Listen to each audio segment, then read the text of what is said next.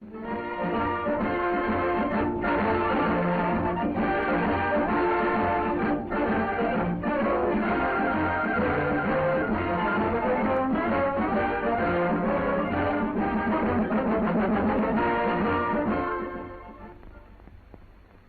ingrained in American youth is the zest and aptitude for rugged athletics.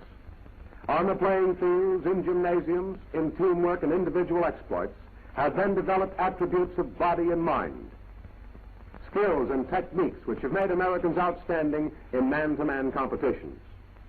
Long trained and inspired to excel in all the virile sports and games, we've always played to win without pulling any punches, but always in strict accordance of the rules of sportsmanship and gentlemanly conduct.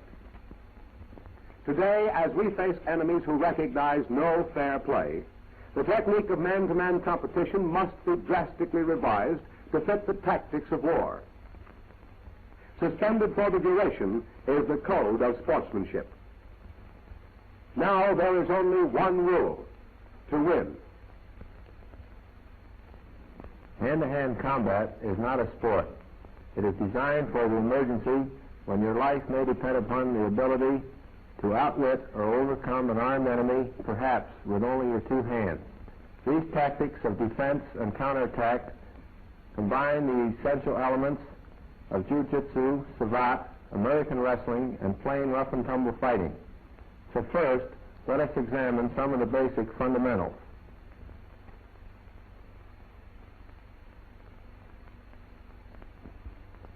The basic body stance is one of easy balance, deceptively relaxed, yet actually always ready for quick counterattack. Arms are held lightly across the chest or spread with hands on hips. From either position they are shifted instantly to meet an assailant's lead. Feet are slightly spread and firmly balanced. They must never be crossed, but always ready to shift or pivot according to the character of the maneuver.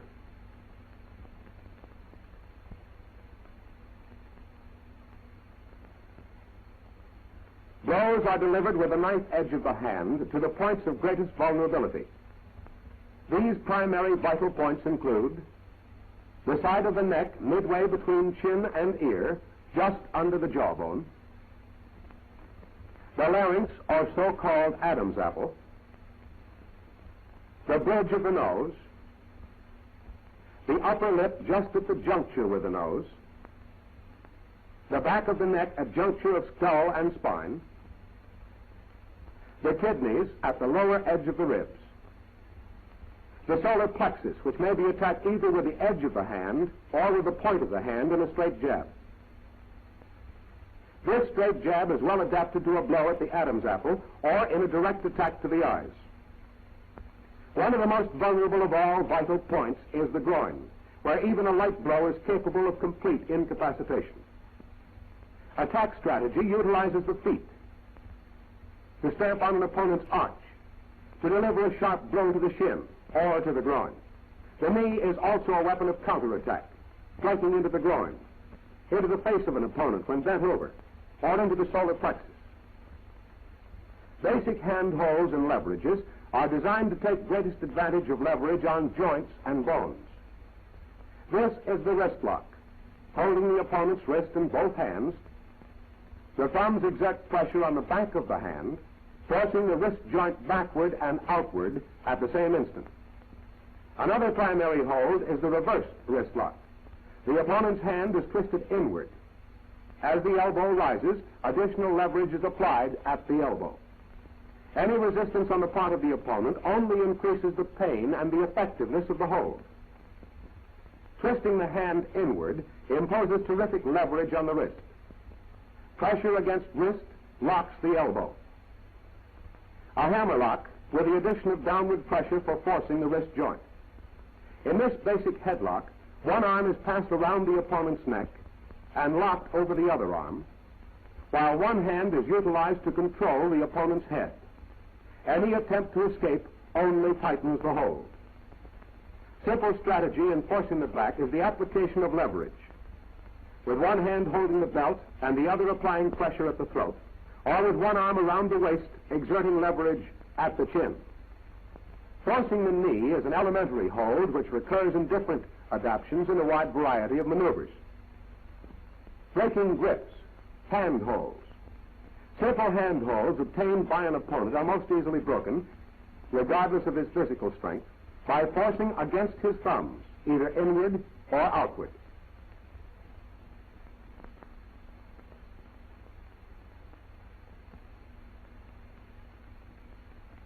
Slow motion photography clearly illustrates how forcing upward against the thumbs of an opponent nullifies even superior physical strength and breaks the grip. Breaking rear stranglehold with body twist. When a stranglehold is applied, it is possible to escape by means of sudden body twist with lowered head. In slow motion, it will be observed that hunching the shoulders and twisting breaks the hold, while the hands are held in a position of defense against kicks or knee blows. Breaking the rear stranglehold with thumb lock.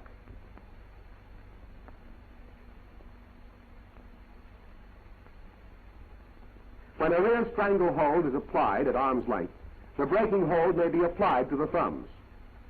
With this leverage, the assailant's grip is most easily broken, and because of its acute twisting force locking the elbow, his power of resistance is minimized. His face is brought down into effective range of a knee lift. Now, in slow motion review, lock the thumbs, twist body, knee lift to face.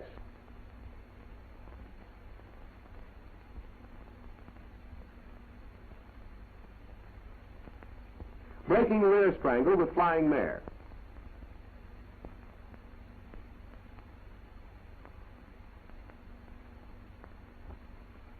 When a stranglehold is applied from the rear, don't attempt instantly to break the hold, but insert hands over arms to get a breath and loosen the strangle. Strike him sharply in the groin with the open hand or fist. As his reaction throws him out of position, drop to the knee corresponding to the side of his approach, and throw him over the shoulder with a flying mare. As he lands, the natural position of his arms and body makes it easy to apply an elbow lock. This advantage may be followed up by a vigorous attack to any part of the body. Now, in slow motion, gaining a full breath, a blow to the groin, dropping to one knee, the flying mare,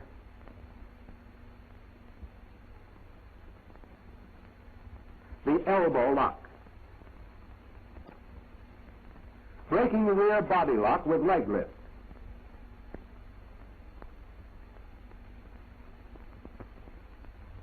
When your hands are resting on hips, the natural inclination of an assailant is to clamp his hold inside your arms. Before he can complete his hold, lean over and seize his nearest ankle, drawing his leg up between your own.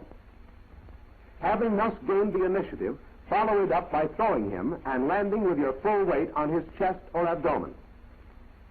Now in slow motion review, seize ankle, pull up, drop on chest or abdomen. Breaking rear body lock with standing switch.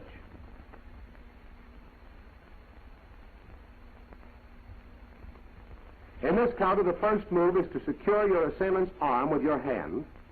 Then, locking your left foot behind and inside his, clinch your position by getting a grip on his leg or groin with your left hand. Then fall backward. With your assailant on the deck, you can choose between breaking his arm or continuing the attack to back of neck while he is immobilized by a leg spread clamp on his feet and legs. Now, in slow motion review, secure the arm, note positioning of foot and leg, hand in crotch, complete switch,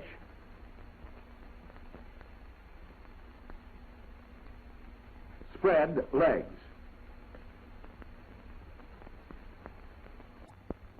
Breaking rear body lock with hip lock.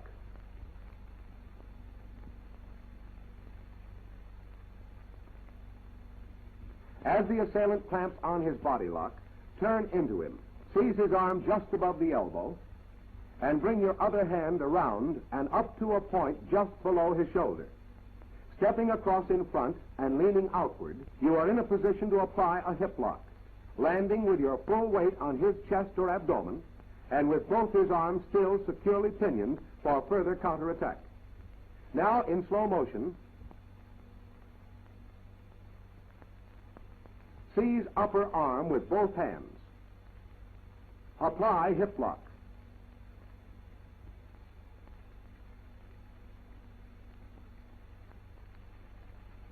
Breaking front strangle with arm wedge. Clasp the hands firmly. Note, however, that the fingers are not intertwined. Lunge upward, striking with full power of shoulders and arms, breaking grip of assailant, and in the same continuous motion, bring down clasped hands on the bridge of his nose or other vulnerable points of the face. In slow motion photography, observe the progressive details of the complete maneuver. Clasp hands firmly, lunge upward, strike blow to nose. Breaking front body lock with knee lift or foot kicks.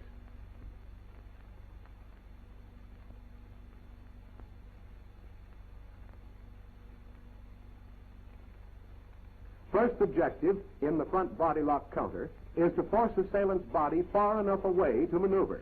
Then he may be thrown off balance by stamping on his arch, a shot kick to the shin, a blow to the groin with a knee, or a combination of all.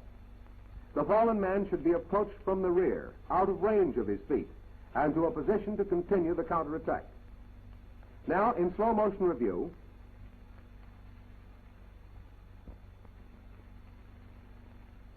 force body away, stamp on arch, kick to shin, blow to groin, or combination of all,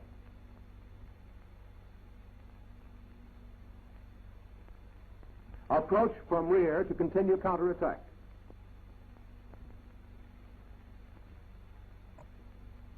Breaking front body lock with hip lock.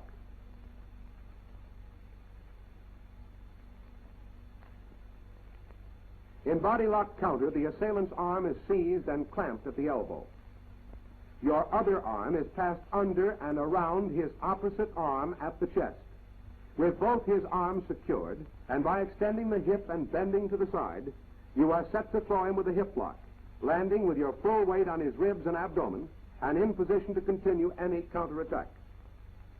Now, in slow motion, seize arm at elbow, extend hip to side, apply hip lock.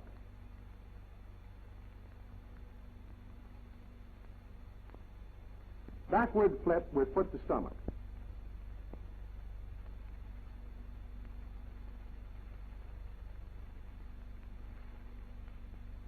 As your assailant attacks you, reach over his arms and grasp clothing firmly. Place foot in his stomach as he continues his forward motion. Fall back, kicking assailant overhead, where he drops to deck on his back. You can retain clothing grip for a stranglehold and control him for further attack. Now, again in slow motion. Grasp clothing, place foot in stomach, fall backward, kick assailant overhead, retain hold, conclude attack.